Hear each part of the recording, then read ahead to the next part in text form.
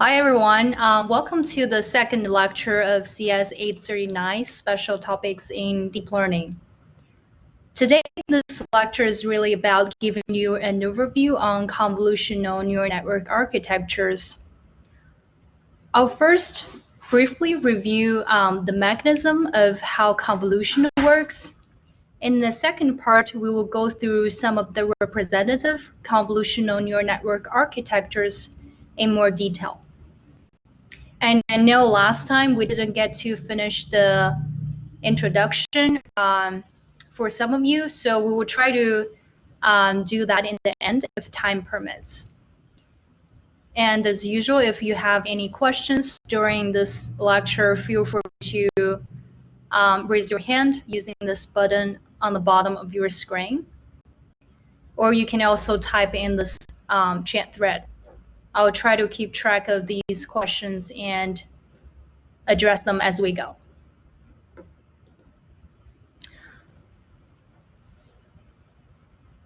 So here's the outline of today's lecture.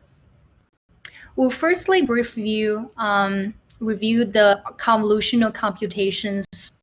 I'll talk about how 2D convolution works, as well as some common companion techniques that you probably have seen in this convolution computation, such as paddling, stride, and so on. And then I'll talk about how we can deal with the scenario of when we have multiple input and output channels, which is common in all of these neural network architectures that we'll see later.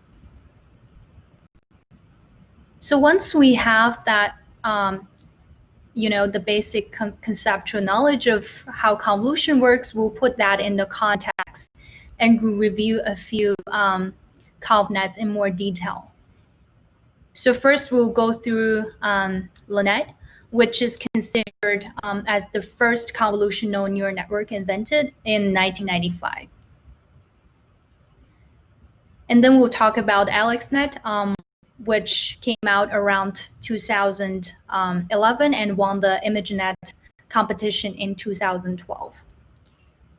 And third architecture that will be doing deep dive is residual network, which is considered as the breakthrough in terms of depths of neural network.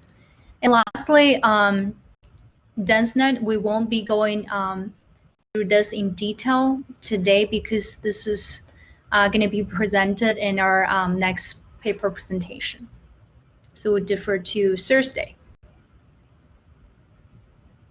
So I would like to start this lecture with this very simple question of how can we classify cats versus dogs, right? So if you take a picture of any photo using this high quality camera, this picture can contain up to 12 megabyte pixels.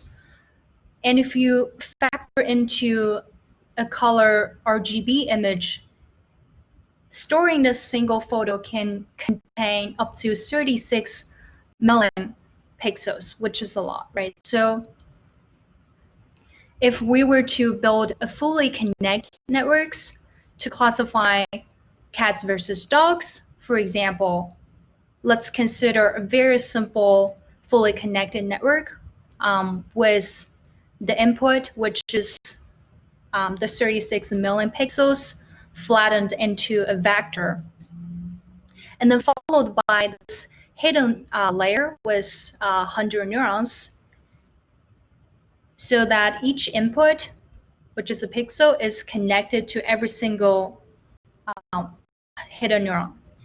And then these hidden neurons are connected to a single output, which would basically produce 1 for cat, 0 for dog.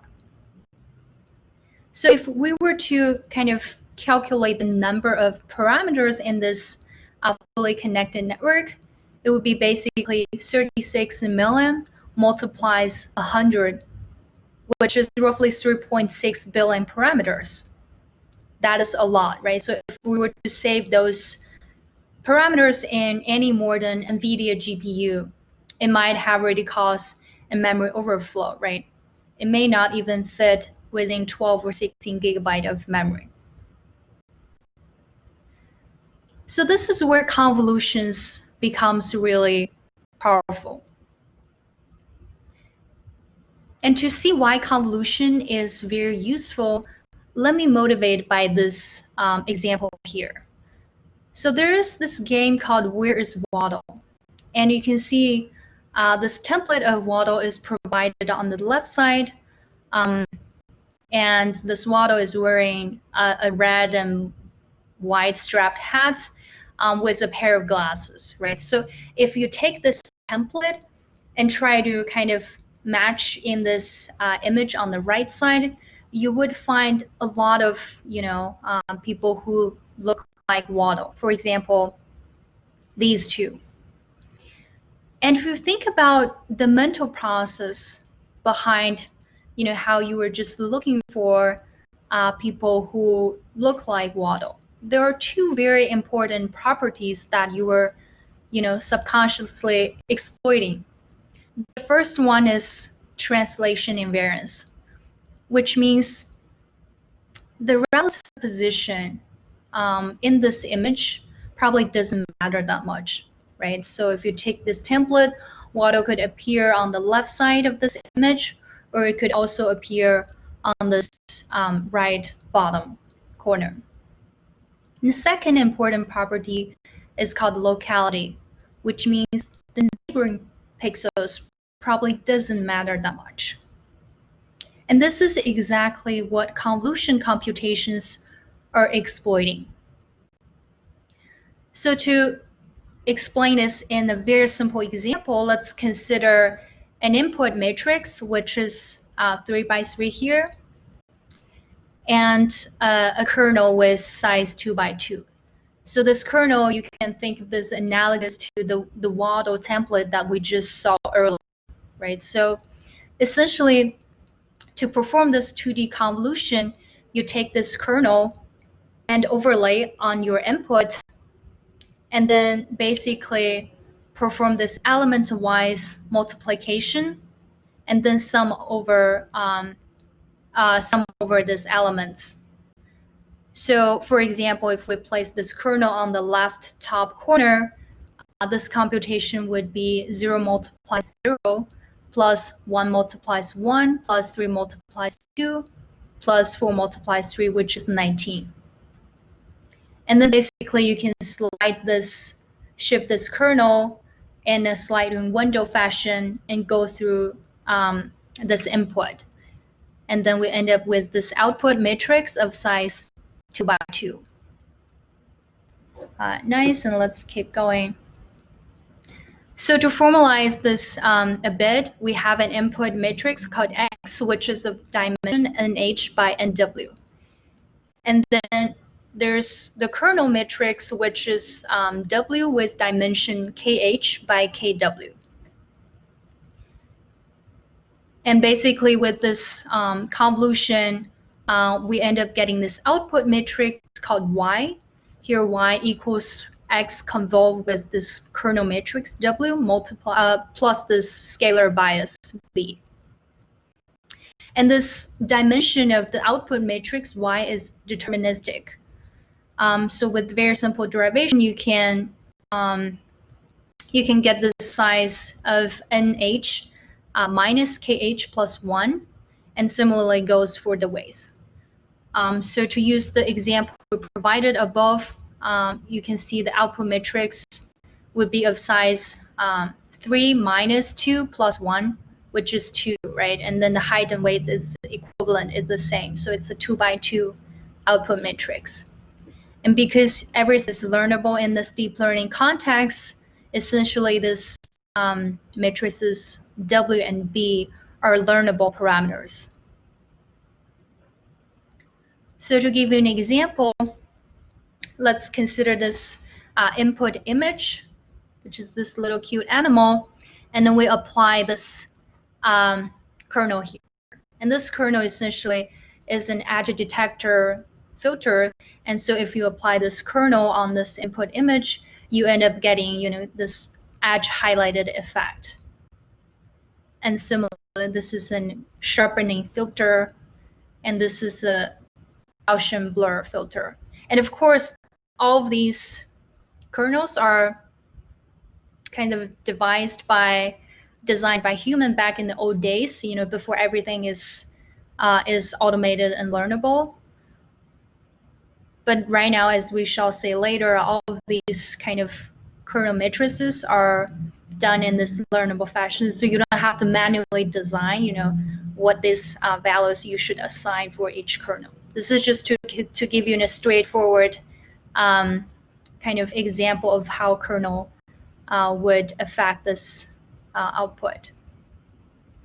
And in another example from Rob Fergus' course, we're taking this photo, I think it's a Charles River in Boston, and apply these two different edge detector filter, right? One is slanted on the right side, and the other one is tilted on the left side. And we end up getting these two output photos with, different styles. So convolution turns out to be a very efficient kind of computation. And why is that? To give you an example, let's consider this input size of matrix 320 by 280. And then let's consider, convolving this with a kernel of size 2 by 1. And you can see through very simple kind of derivation, the output size would be 319 multiplies 280. So in terms of the number of parameters, of course, there are only 2 parameters in this kernel, so convolution would have, 2 parameter. And in contrast, if you were to, build a dense matrix to connect every single pixel, every single element in this input with every single element in the output matrix, you would end up having a dense parameter matrix with, over 8 billion parameters. And that's certainly a lot. And in terms of flops, convolution is also quite efficient. So let's use this as an example. So basically, this kernel would have to slide over all of these kind of image spaces. And in every convolution, there will be 2 multiplications plus 1 addition. So there are 3 flops involved in every kind of sliding window. And you can multiply this 3 flops with the output size, which is the total number of flops that you end up getting, which is roughly 270,000. And in contrast with a dense matrix, you would have 16 billion kind of flops, which is also a lot more.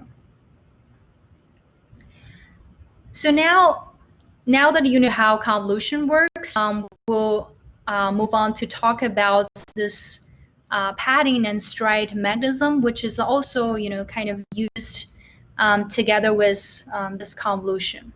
So it can be viewed as a slight variation. So first, let's talk about padding. So let's consider this input image of size 32 by 32. It's a grain pullover, right? And then we apply this convolution, say, with 5 by 5 kernel. And using the math that we just described, we just learned earlier, you know that after one single convolution, this output size would be shrank to 28, because essentially the size would be 32 minus the kernel size, which is 5, plus 1. So every time you apply this kernel, your output dimension reduces by 4. And as you can imagine, if we continue this process for a few more layers, let's say continue this for 7 more layers, the final output size would be reduced to 4 by 4, which is quite small. And this shape decreases even faster if we have an even larger kernel, right? So this is sometimes undesirable. And to kind of mitigate this issue, people have been adopting this padding mechanism, which is very simple. Basically, you add this extra 0 pixels around, 4 different edges surrounding your input matrix. So in this example, basically this original input matrix 3 by 3 is padded with 2 additional columns, one on the left, one on the right, and one on the bottom and top, respectively. So now if we apply this kernel of size 2 by 2, we end up getting this output 4 by 4. So we have a question here. Does the padding position matter? Usually the convention is to pad around, 4 different corners. So I'm not sure what do you mean by this position. So I assume you mean what if we just pad it on the top and on the bottom? So usually the convention is to, you want to make sure to have some symmetry, right? So in a lot of the scenarios that we've seen, and also in common practice, it's very common to paddle on the 4 sides. Cool. Okay. Let's move on. Again, this could have been a really nice animation. Let's see if this works on my Keynote. The problem with Keynote is that I won't be able to see the web browser. So I have to export that as a PDF so I can get to monitor the questions. So this is a nice kind of a visualization that shows you how the padding works when you have an original input matrix of size 5 by 5. And if you padding, all 4 kind of edges, you end up getting the same, output dimension. We can see the presenter's view. Interesting. Okay. Regardless, let's go back to this. Let's go back to the PDF.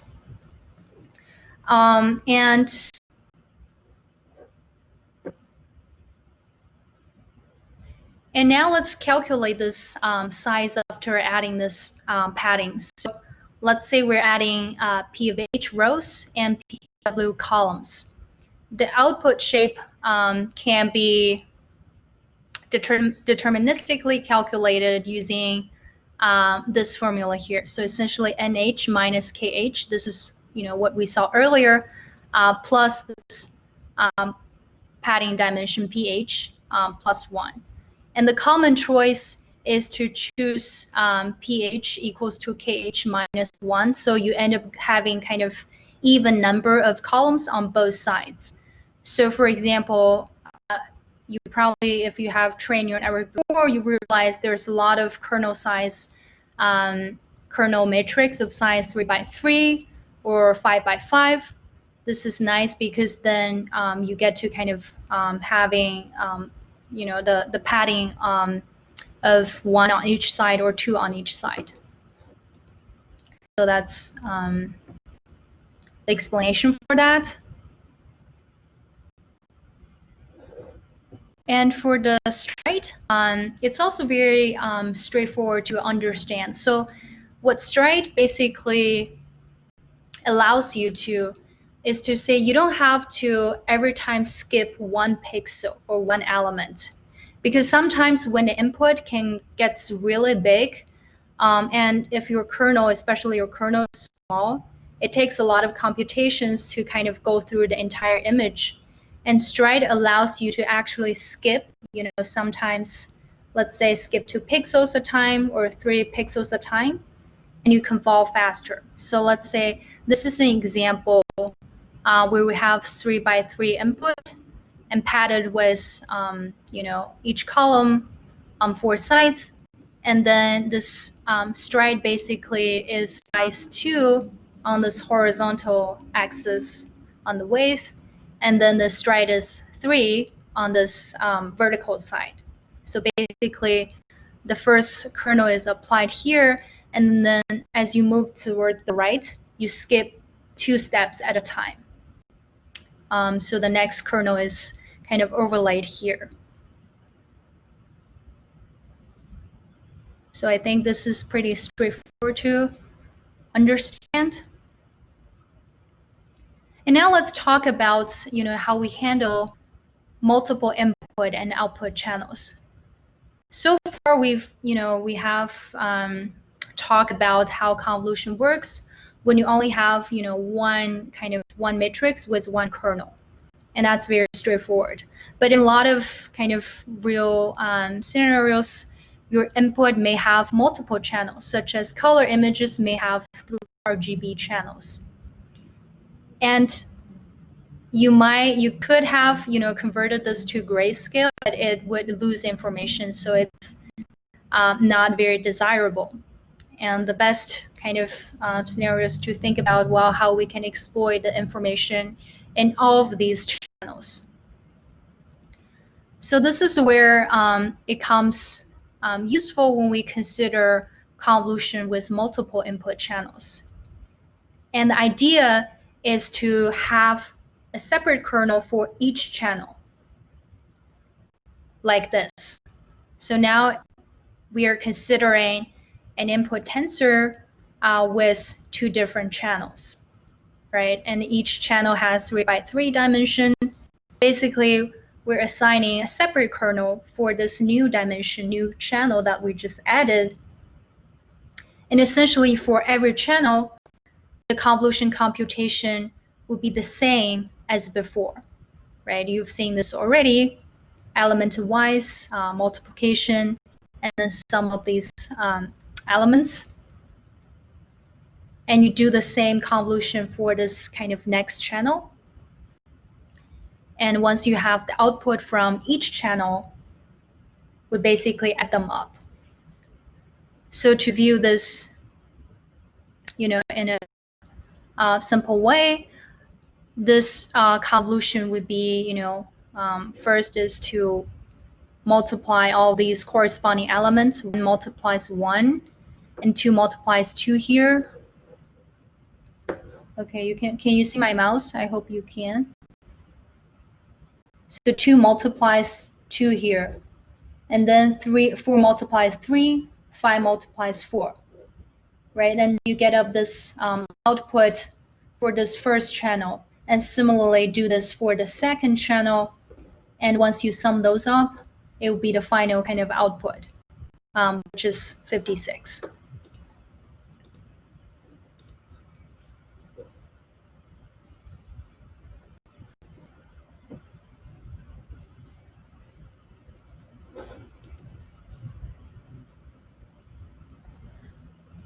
So mathematically, this is how this kind of dimension of those matrices work. So we have this input matrix expanded by this CI. There are multiple channels, and CI is used to denote the number of channels here. And then this kernel matrix is expanded by the same number of dimension CI. And effectively, this final output matrix is summing over, iterating, right, over the CI different channels. But you would still end up getting, one final output matrix, because everything is collapsed into kind of one single channel in the end. And this is the question of, what if we want to have multiple output channels? Because so far as you have seen, no matter how many input channels that we can assign, we're always getting this one final output channel. And in order to have multiple output channels, the idea is to,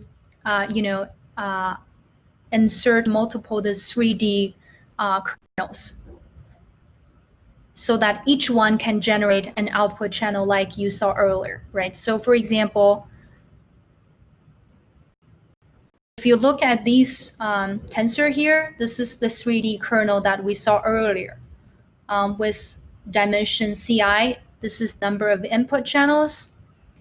Each one corresponds to this one input channel with kernel size kh multiplies kw, right? And this is called a 3D kernel. And if you repeatedly allocate multiple 3D kernel like this, which is of number CO, indicates output. And we would have an output tensor of size here, CO, and each one has this dimension mh multiplies mw. And the reason why we need multiple input-output channels is because each output channel might be recognizing a particular pattern, right? So in the case of, let's say, if we're dealing with a color image and want to recognize some of the semantics, I'm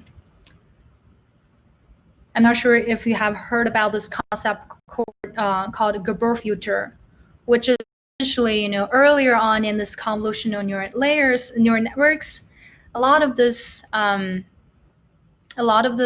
filters are picking up on this low-level features such as, color blobs or edge detectors or, color edge detectors like this, right? So the more output channel that you have, the more filters, the more features that you could learn.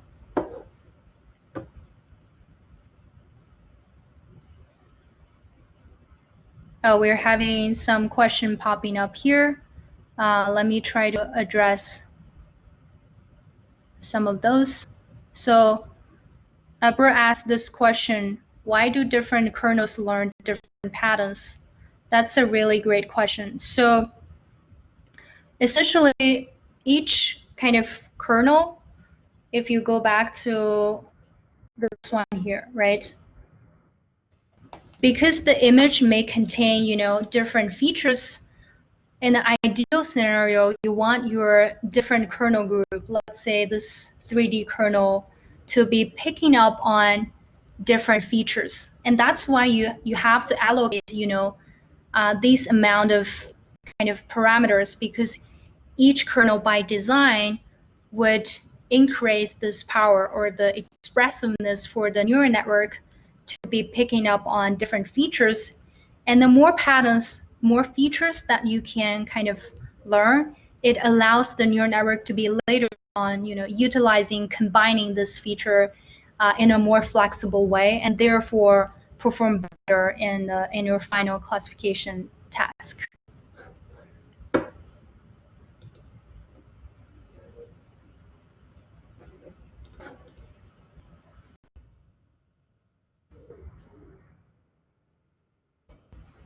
So that's kind of a brief overview on the convolution computation.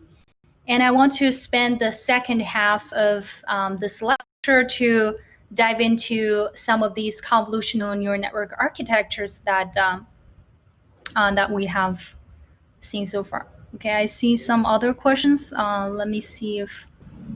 Oh, okay. There's a follow-up question popped up. How do we ensure that different kernels in the same conv layer are learning different features? That's a really good question. The answer is, unfortunately, we cannot. So there is, I can point it out offline of some of these papers that we wrote a few years back. Essentially, we try to analyze, at different layers of the neural network, what are the features each channels is learning. So basically, it's possible to have a very over-parameterized neural network that you may end up having multiple filters that are learning the same feature, right? So maybe it's possible that 2 or 3 filters are collectively learning this feature of this color blob or edge detector. So that is possible. And the more over-parameterized your neural network become, the more likely that a few kind of neurons are learning the same features collectively. So there's no way of ensuring that unless we have some kind of regularization or loss function to ensure that the features learned are sort of orthogonal if you have a fully connected layer. So the short answer would be there currently we don't enforce that by default. But the neural network kind of, they learn to pick up on as diverse features that are possible for your final classification task.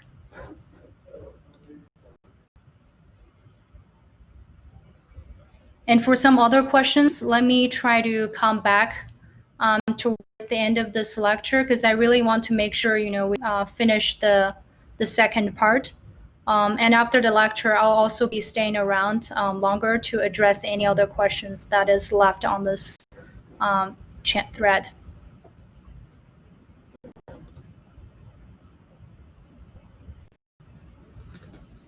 So this is an overview kind of, I'm showing a few representative or iconic architectures that came out in the past 2 decades or so. Of course, this is not a very exhaustive list of architectures. And we're going to review today a few of them. And let's start with this is LeNet architecture, which is considered the first convolutional neural network invented back in 1995. So this is what the architecture looks like, right? So if we kind of zoom into this in a bit detail, you can see that the input layer takes in image of size 32 by 32. And then next we have a convolution layer with output of 6 different channels, right? And then each convolution has this 5 by 5 kernel applied, which result in this output size of 28 by 28. And then after this first convolution, there is this average polling. And polling doesn't change this number of output channels because it's done in an individual channel-wise manner. And the polling essentially shrinks this output size by half. It becomes 14 by 14. And then after this polling layer, we have a second convolution layer, which again applies this kernel of size 5 by 5, which reduces the output by size 4. It becomes 10 by 10. And there are 16 different output channels here. And after this, followed by another average polling layer, which makes the final, this output layer of size 5 by 5, multiply 16 different channels. And then afterwards, basically, you flatten everything into a vector and then go through several fully connected layers. This is dense matrix computation instead of convolution. So LeNet was invented to kind of automate this process of recognizing or hand digit recognition, because at that time the banks are receiving a lot of checks with this the digit with the handwritten digits, and also the post office is dealing with a lot of mails, zip code. So basically, Jan LeCun and his colleagues at AT&T Research Lab developed this network together with a data set, which probably I'm sure all of you have heard about this data set called NIST. This is one of the most famous, kind of a toy data set nowadays, but it was kind of used widely for a while to benchmark these computer vision techniques, and it's comprised of 50,000 training images with 10,000 test images, and each image is of size 28 by 28, with 10 different classes ranging from digits 0 all the way to 9. So let me see if I can get this demo to work, because it's certainly not going to work on. I heard some complaint about.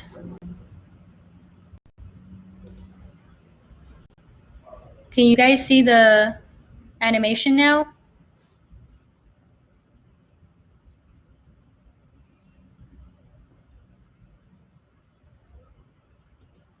Let me see. Okay, yes.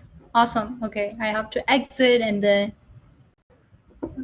Blackboard design, I think, can be improved for making it more keynote friendly. Okay, cool. As I'm glad you can all see this animation. So this is essentially a real demo showing you as the digits kind of pass by, the answer, the prediction from Lynette is given above. So as you can see, in most cases, it's actually doing pretty well, right? And on this left side are the activations from each layer. So as you can see, the Conv1 layer with 6 different channels. These activations are kind of more recognizing the low-level features, like the strokes or edge detectors. And as the convolution, as the network gets to kind of upper layers, the activation becomes more and more abstract, right? So less interpretable in some sense. Awesome. So now let me switch back to my key PDF again. So that's Lynette architecture. And I hope this deep dive into this architecture can be helpful for you to understand. For example, when you're actually trying to implement this architecture in PyTorch, nowadays it's very simple to write this up in a few lines using the framework like PyTorch or TensorFlow. But back in the old days, implementing a network like this can take a lot of engineering effort. And I remember when I was spending my time at Cornell doing my PhD, the very first neural network that I have to code up in MATLAB, at that time there was no PyTorch and TensorFlow wasn't released. I have to manually kind of code up all this matrix computation line by line in MATLAB. So nowadays the work has been made much easier for you to kind of try out things, and also kind of expedite this development kind of cycle when you're trying to prototype new architecture or prototype new ideas. So it's certainly a good time to be in.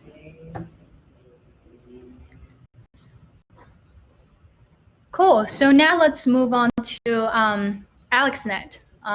Once you know how Lynette works, it becomes much easier for you to understand AlexNet, because the very kind of essential design, like in terms of architecture design, resembles Lynette in many different ways, except for AlexNet now has kind of a bigger output filters and more channels. So in some sense, it's bigger and with more channels. So let's dive in. AlexNet came out around 2011, 2012, and it won this ImageNet competition in 2012. And partially what makes AlexNet so powerful is because of the release of this ImageNet dataset. And this dataset came out in 2009, which has become one of the most widely used and successful computer vision benchmarks in history. And it contains over 1 million hand annotated images, spanning over 1,000 classes. And currently there are also kind of ImageNet 22K around, which they have expanded this class significantly over the years. But this is what makes kind of AlexNet really powerful, right? That's the kind of on the data side what powers this model. So as I said, AlexNet won the ImageNet competition. It can be viewed as deeper but bigger LeNet with a few caveats, which I'll get through. And it's considered as the paradigm shift for computer vision. So before, all these deep learning breakthroughs happened, if you wanted to recognize or perform semantic classification on image like this, for example, if I take my cat as an input, I have to manually, divide these features using SIFT or HOG, which was, wildly successful techniques before these deep neural networks came out. And then once you have those features, and then you basically plug those into support vector machine. So that's how things worked back in the old days, or pre-deep learning era, right? It wasn't that long ago. But now everything has been made much, much easier because this feature engineering process can be automated, right? You can learn essentially all of these features through the convolutional computation we just talked about.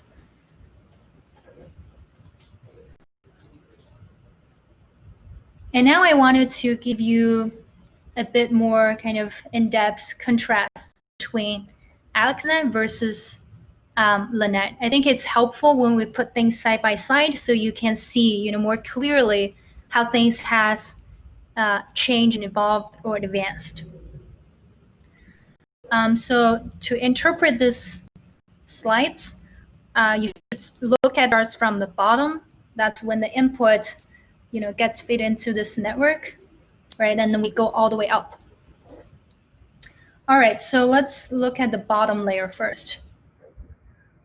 Now, one big change that AlexNet has is to employ this larger kernel size stride at the very early on. So for example, this convolution 1 has kernel size 11 by 11 instead of 5 by 5 in LeNet. And the output size is also significantly expanded. Now, this conv1 layer has 96 channels instead of 6 channels, right, in LeNet. And partially why we need larger kernel size, in AlexNet was also because this kind of increased size in your input data. Because now we're dealing with this color images of size 224 by 224 by 3 instead of 32 by 32. So this design choice is kind of on the end here. And second change is slightly improved pooling size from 2 by 2 to 3 by 3. And this pooling has also been changed from average pooling to max pooling to ensure this better translation invariance. Okay, now let's move up a bit. I can't fit in all this architecture in one slide. So this is like the second part of this architecture when we move up. Now we're looking at conv2 layer here. So this conv2 layer is very similar with 5 by 5 kernel here. With 5 by 5 kernel here, except for the output channel is significantly more with 256. And another change that is made is this addition of 3 convolutional layers, right? So LeNet sort of stopped after the second convolutional layer, but AlexNet inserted more 3 by 3 convolutions after the second conv layer. And if we go all the way up to close to the output, there are also some differences. So of course, obviously, AlexNet has final output dimension of 1,000 because ImageNet has 1,000 different classes, whereas LeNet has 10 different classes. And you can also see that this final fully connected layer has hidden size, hidden dimension of 40 96 instead of 120. So this improved hidden dimension allows the neural network to kind of become more expressive and learn more flexible functions, especially when your data set is highly complex. And there are more subtle differences between these two networks. So for example, another change that was made is the activation function. From sigmoid, which was used in LaNet, to this rectified linear unit, in short as ReLU, right? People say ReLU unit, and this is what it stands for. And why it kind of motivated this change is motivated to fix the gradient vanishing problem. So why that happens, if you look at the sigmoid function, right? As your activation becomes larger and larger, essentially, if you're taking the gradient with respect to this, your input here in this region, this gradient becomes close to 0, right? That's what it's called saturating gradients. In contrast, this rectified linear unit, the function essentially taking the max between 0 and your input. It's also a nonlinear function. But as you can see, when you have this kind of positive input value, your gradient is not suffering from the saturation problem, because you always have positive gradient, no matter how big or how small this input gets. So that's certainly more desirable and facilitate better gradient flow as opposed to sigmoid. And there are more differences. For example, the second change made was adding dropout. And dropout is also kind of a very widely used regularization techniques to prevent overfitting. So essentially, it's applied towards this higher layers in the two final fully connected layers, so that every batch you randomly select some of the weights to train, so that your network won't be kind of over adapting to your training data. In addition, there are also data augmentation techniques applied to allow for better data diversity, which is also a technique to improve generalization of neural networks. And in fact, we'll be having a paper presentation slot, I think later in the semester, dedicated for this topic of data augmentation. So you will be seeing, a lot of art techniques there. But some of the basic augmentation techniques include, for example, flipping, rotation, or you can also, for example, adding some color distortion, right? So anything that doesn't distort the semantics but can bring some diversity to your data set can be helpful for the network to generalize better. Okay, so now let's look at this complexity comparison between AlexNet versus LaNet.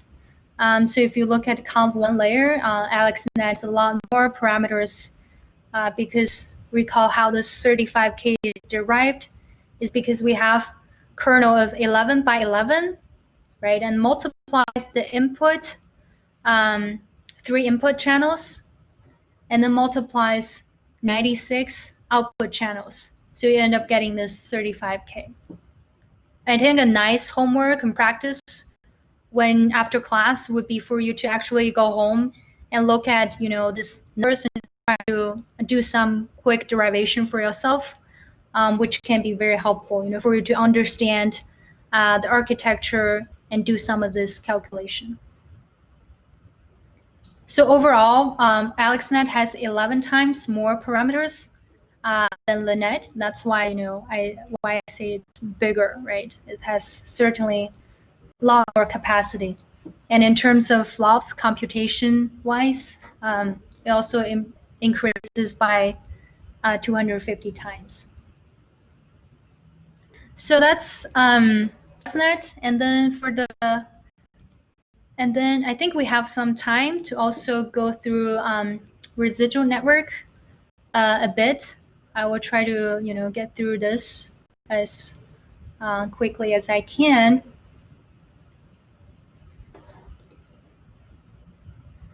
So far we've seen some shallow models like LeNet, which has 5 layers. And then up until AlexNet came out in 2012, we have layers now, right? And then in the next 2 years, researchers have been proposing some, even fancier architectures like Google InceptionNet or VGG. And it has brought this number of layers up to, for example, 22 layers. But it's not very kind of substantial change in terms of number of layers until residual networks came out, which suddenly you now train neural networks with number of layers rocket up to 150 layers. So you might be wondering, why it's been so challenging to train deep networks. What happens if we simply stack more and more layers on this plain convolutional neural networks like this, right? Why wouldn't that work well? So to answer this question, let's look at what happens, right? So if we were to simply stacking this more layers, so this red curve shows the training error for 56 layer plain convolutional nets. And this blue curve is for 20 layers, right? So you can see in both training and test error, this deeper neural network actually perform a lot worse. And it turns out deeper models are much harder to optimize because the deeper your network gets, your signal that starts from the beginning gets kind of vanished along the way. And in the opposite direction, when you're back propagating your gradients, the longer path you take, the more vanishing issue it suffers, right? So your gradient wouldn't be factually get kind of transported back to this early layer. So that's kind of one intuitive reason of to help you understand the difficulty of training deeper networks. And the solution really brought by residual network, I think the idea is really, really elegant, which is to say, well, if those signals gets vanished along the way, can we simply retain those signals, by maintaining this identity mapping along the way? So essentially, you can imagine, well, this is how plain network works. The signal starts from here and you go through nonlinearity all the way through. But as in residual blocks, the magic is to add this additional branch so that your original information gets retained through this identity mapping. So it won't be lost, during this nonlinear computation. So for example, let's say this h of x is your the function that you want to learn, which is comprised of x plus some residual function f of x. Now, what your plain network is trying to fit is this kind of original function h of x here. Whereas now, you could use those layers, your parameters, to fit this residual more effectively, which is this function f of x here, instead of fitting this original function. So this is what a full residual network architecture looks like. What I'm showing you here is a 34 layer. I can't ever fit a 150 layer here on my screen. So this is just to give you kind of an idea of what this looks like. And if we zoom into this part of this network, essentially, residual network is comprised of this basic components called residual blocks. I'm muted. Am I muted? Can people hear me? I see Netta posted a message here saying I'm muted. Okay. Okay, great. Netta, maybe your mic is turned off, or I don't know what's going on your end. Okay, so these are the residual blocks. And basically, this network is repeating, right? So each residual block has two 3x3 conv layers, and then it's repeating this very basic, simple block one after another. And periodically, we would see the number of filters gets doubled. And occasionally, there will be downsample involved as well. So let me try to dive in a bit. Okay, so I think this is a crucial table that I want to tell you and explain to you today, especially if you go to read about this residual network paper. I think this table one is really kind of well summarized to give you a very straightforward view of how the network is kind of comprised. So let's walk through this together, and hopefully by the end of this lecture, you can use this as a handy reference yourself. So essentially, this table has multiple columns corresponding to networks with different number of depths, different layers, right? So the conv1 layer is the same computation regardless of how many layers you have. It's a 7x7 convolution with output 64 channels, and stride is 2 here. And then followed by this max pooling. Again, this is all shared regardless of how many depths that you have. And things start to vary a little bit after this layer. So let's focus on the 34 layer network as an example. So in this conv2 group, you have, you see this bracket. Essentially, this bracket tells you to continue. This is a residual block, by the way. So this bracket contains a residual block which comprised of two 3x3 convolutions with 64 channels as output. And then this multiply 3 says you have the same residual block, you just repeat this 3 times. This gives you 6 layers in total. And then you go to this next conv3 group, which essentially the same computation 3x3 convolution, but this output channels is doubled here already to 128. And you repeat this residual block again 4 times. This would be a total 8 layers. So if we go through this whole thing, why this is called 34 layer residual network? Because you can do this quick calculation. We have 1 input layer plus 2 multiplies 3 layers in this conv2 group, plus 2 multiplies 4 plus 2 multiplies 3 plus 2 multiplies 3, and plus 1 final layer. Fully connected, which makes the total depth 34, right? You can do some simple practice. I think this would be helpful when you go home, and you can look at 101 layer, for example, 152 layer, and walk through the same calculation that I just did to see if that makes sense. And this is, I want to show you the training curves. When you're actually taking this network, this is a plain network without identity mapping. So obviously you can see the deeper layer that you add, the worse test error that you get on ImageNet. But the nice thing about residual network, I think it's really beautiful that these 2 curves gets reversed. Now you're able to get much lower test error using the 30 layer, which is deeper network, as opposed to this blue curve, which is the 18 layer shallower residual network. So this basically shows the effectiveness of increasing the number of depths.